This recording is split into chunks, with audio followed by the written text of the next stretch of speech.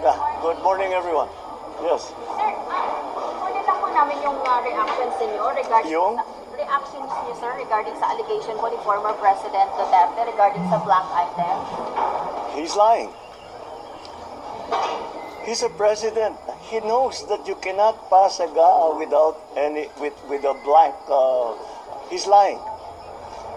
He's lying because he knows perfectly well that that doesn't ever happen.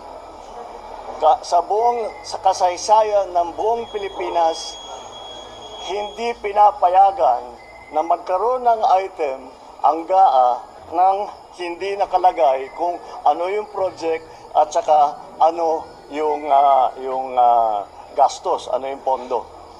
So, it's a lie. I was watching the news earlier today and people were saying it's 4,000 pages. Paano namin ibubusisiin yan? Ang gaganto para titignan namin isa-isa. Hindi na lang.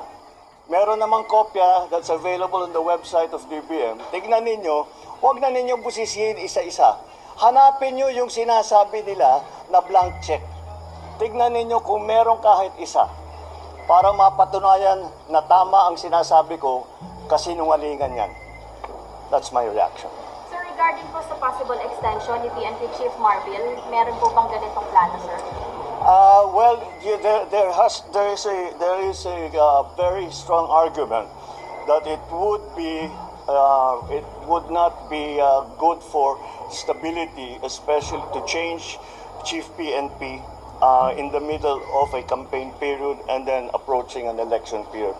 So pinag-aaralan namin, but I think that is probably a very strong argument to keep him on, at the very least until after the elections. Alright.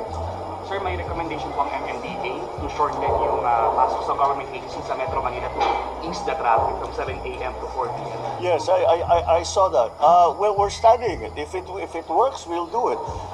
But we have to. It's not enough to talk to the traffic enforcers and the administrators of traffic that have made the suggestion. We also have to ask the commuting public kung practical para sa kanila.